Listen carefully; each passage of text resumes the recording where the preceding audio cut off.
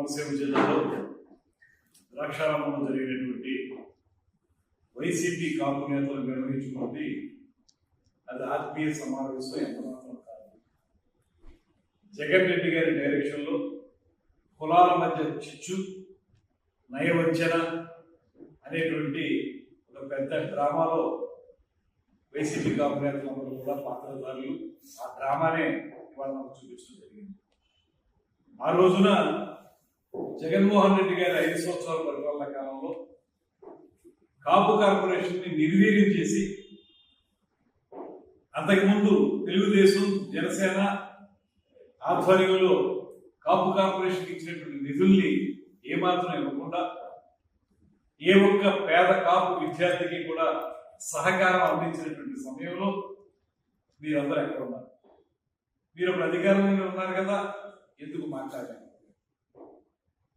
ఆ రోజున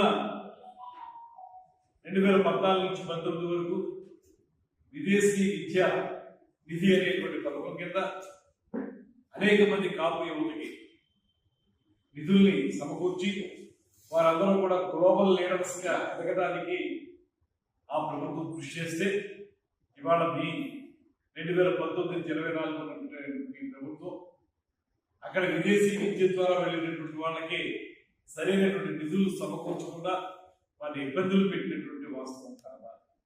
ఆ రోజున మీరందరూ ఏం చేశారు? విద్యార్థులకు ఏమైనా బాసటగా నిలబడ్డారా? అదేవిధంగా కొట్టే సాయి అనేటువంటి ఒక జనసేన కార్యకర్త ఆ రోజున తిరుపతిలో ఆయన మీద అప్పటి ప్రభుత్వం పోలీసులు ఇబ్బందికరంగా మ్యాన్ హ్యాండ్లింగ్ కూడా చేస్తే, ఆ రోజు మీరు ఎక్కడైనా కూడా ఒక ఆత్మీయ సమావేశం పెట్టారా? అతనికి సపోర్ట్గా ఏమన్నా మాట్లాడగలిగారా? అదే సమయంలో పవన్ కళ్యాణ్ గారు ప్రత్యేకంగా అక్కడికి వెళ్ళి అతనికి బాసటగా నిలబడి ధైర్యం చెప్పి అతన్ని ఓదార్చి తిరిగి మేము మళ్ళీ మొన్న అధికారంలోకి వచ్చిన తర్వాత ఏకాఏకిగా ఆ కార్యకర్తని కాళహస్తి ఆలయానికి చైర్మన్ గా నిర్మించినటువంటి సందర్భం చేస్తాం. మీ జగన్మోహన్ రెడ్డి ఆధ్వర్యంలో ఏ రోజైనా ఒక సామాన్య కార్యకర్తగా ఆ స్థాయి పదవి ఇచ్చారా? ఒకసారి మీరు అందరూ ఆత్మావలోకం చేసుకోండి. మీకు ఇవాళ ఆత్మీయ సమావేశం ఎందుకు గుర్తుకొచ్చిందంటే, ఇక మళ్ళీ మీ ప్రభుత్వం రాదనేటువంటి భయంతో ఏదో రకంగా కులాల మధ్య చిచ్చు పెట్టాలనేటువంటి మీ నాయకుడి యొక్క డైరెక్షన్లో ఈ రకమైనటువంటి సమావేశాలను ఏర్పాటు చేస్తున్నారు. అదేవిధంగా పవన్ కళ్యాణ్ గారు ఒక మాట స్పష్టంగా చెప్తా ఉన్నారు. తొలి నుంచి కూడా తాను పుట్టినటువంటి కులానికి గౌరవిస్తాను తప్పితే అంత మాత్రం చేత సమాజంలో కులాల మధ్య విభేదాలు ఉండకూడదనేటువంటి మాట ఇప్పుడు చెప్తా ఉన్నారు. సమాజ హితం కోరుకునేటువంటి వ్యక్తి పవన్ కళ్యాణ్ గారు. అందుకే ఇవాళ ఆయన ఏం చెప్పినా కులాల చట్టంలో ఆయన విడిపోకూడదు, అందులో బంధించబడకూడదు అనేటువంటి మాటతోటి ఆయన కార్యక్రమాలు నిర్వహించుకుంటూ వస్తున్నారు. అదే ఆయన విస్తృతమైనటువంటి వేదికల మీద కూడా చెప్తున్నారు. దాన్ని తప్పుపట్టి మరి నీకు కులాలు ఎదురైనప్పుడు పిఠాపురంలో ఎందుకు పోటీ చేసేవని ఒక గట్టిగా అడుగుతున్నారు. ప్రజాస్వామ్యంలో ఎవరైనా ఎక్కడి నుంచైనా పోటీ చేసేటువంటి అవకాశం ఉంది. మరి ఆ మాటకు వస్తే బి జగన్మోహన్ రెడ్డి గారు పులివెందుల్లోనే ఎందుకు పోటీ చేస్తున్నారు?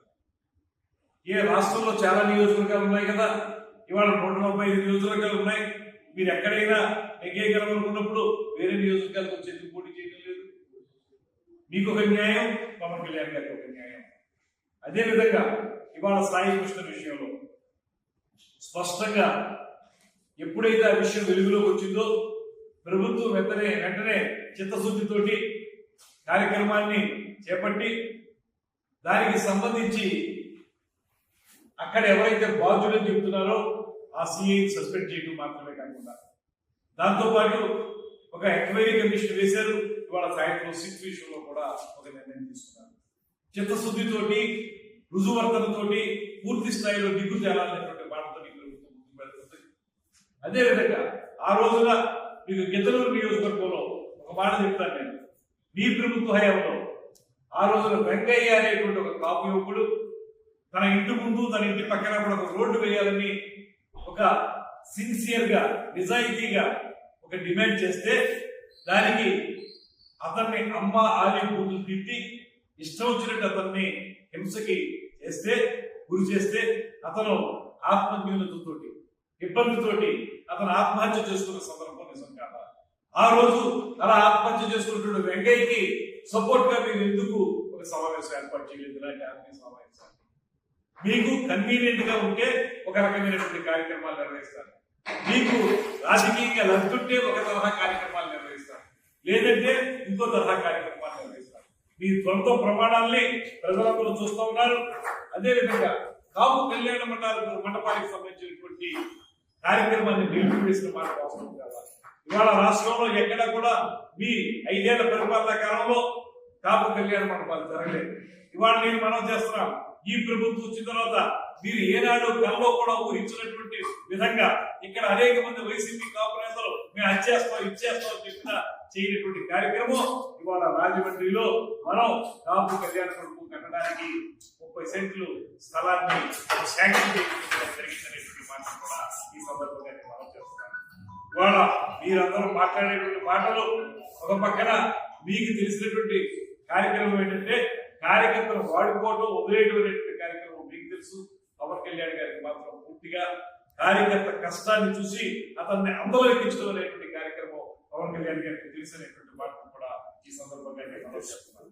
అంతేకాకుండా ఇవాళ 5 ఏళ్ల పాటు మీరు గద్దె మీద ఉండి ఆ రోజున ఎకనామికలీ వీకర్ సెక్షన్స్ ఏదైతే ఈడబ్ల్యూఎస్ సంబంధించినటువంటి స్కాలర్షిప్ని మీరు ఎటువంటి పరిస్థితుల్లోనూ నేను కాపులకు ఇవ్వడం 5% అనేటువంటి మాట స్పష్టంగా జగన్మోహన్ రెడ్డి గారి సామర్లకోటలో చెప్తే ఆ రోజు మీరు ఎవరు స్పందించారా?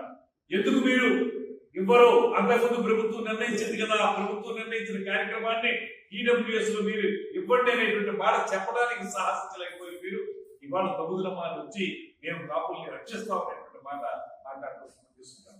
ఇవాళ పవన్ కళ్యాణ్ గారు ఒకటే చెప్తున్నారు, ఒక ఉప ముఖ్యమంత్రిగా ఈ రాష్ట్రానికి సంబంధించినటువంటి జనసేన పార్టీ అధ్యక్షుడిగా కులాల చట్టంలో ఉండిపోకూడదు, విస్తృత స్థాయిలో అన్ని కులాలకి కూడా సమానమైన న్యాయం జరగాలి, దాంతో పాటు తాను పుట్టినటువంటి కులానికి కూడా న్యాయం జరగాలనేటువంటి మాటతోటే ఆయన ముందుకు పెడతా ఉన్నారు.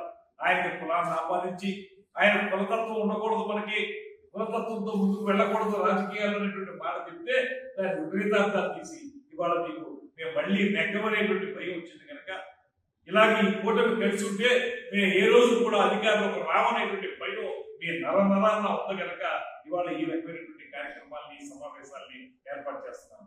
నేను ఒకటే మనం చేస్తున్నాను, మీరు ఎన్ని పిల్లి మొక్కలు వేసినా, ఎన్ని రకాలుగా మాట్లాడినా, ఎన్ని రకాలుగా సొంత ప్రమాణాలతోటి మీరు మాట్లాడినా కూడా ఎటువంటి పరిస్థితుల్లో కూడా ఈ రాష్ట్రంలో ఈ కూటమిని ఏ విధంగానూ కూడా మీరు అడ్డుకోలేదనేటువంటి మాట. దాంతో పాటు అన్ని ప్రాంతాలకి చెందిన అన్ని వర్గాల వారికి న్యాయం చేస్తున్నటువంటి ప్రభుత్వం ఈ కూటమి ప్రభుత్వం. అన్ని కులాలని సమానంగా చూస్తూ ముందుకు తీసుకెళ్తున్నటువంటి ఈ కూటమి ప్రభుత్వం ప్రజలందరూ కూడా ఆదరాభిమానాలు పొందింది. 2 సంవత్సరాల తర్వాత సమావేశాలు ఏర్పాటు చేస్తే ఎక్కడికెక్కడ ప్రజలందరూ కూడా బ్రహ్మరథం పడుతున్నటువంటి సందర్భాన్ని కూడా మీకు గుర్తు చేస్తున్నాను. అదేవిధంగా మీరందరికీ కూడా మళ్ళీ చివరిగా ఒకే ఒక మాట చెప్తాను. మీరు కాపు కార్పొరేషన్ ని డేలా చేశారు, కాపు కార్పొరేషన్ నిధుల్ని వేరే రకంగా దారి మళ్లించారు. అదే కాకుండా కాపు కళ్యాణ మండపాలని ఏ రోజు కూడా మీరు పట్టించుకోలేదు, కాపులకు వచ్చే స్కాలర్షిప్ గురించి మీరు పట్టించుకోలేదు. ఆ రోజు నోరు పెగలనటువంటి ఈ నాయకులు ఇవాళ మళ్ళీ పవన్ కళ్యాణ్ గారిని టార్గెట్ చేసుకుని ఏదో రకంగా ఆయన్ని కించపరచాలనేటువంటి ఆలోచనతో మీరు చేస్తున్న ప్రయత్నాన్ని కాపు యువతే కాదు రాష్ట్రంలో ప్రజలతో చూస్తూ ఉన్నారు. ఇక రాబోయే ఎన్నికల్లో ఈ 11 సీట్లు కాదు, 1 సీటు కూడా మిమ్మల్ని పరిమితం చేస్తారనేటువంటి మాటని మరొకసారి తెలియజేస్తూ ఈ స్వార్థ రాజకీయాల్ని ఇప్పటికైనా ఆపమని చెప్పి మేము అర్థం చేస్తాం.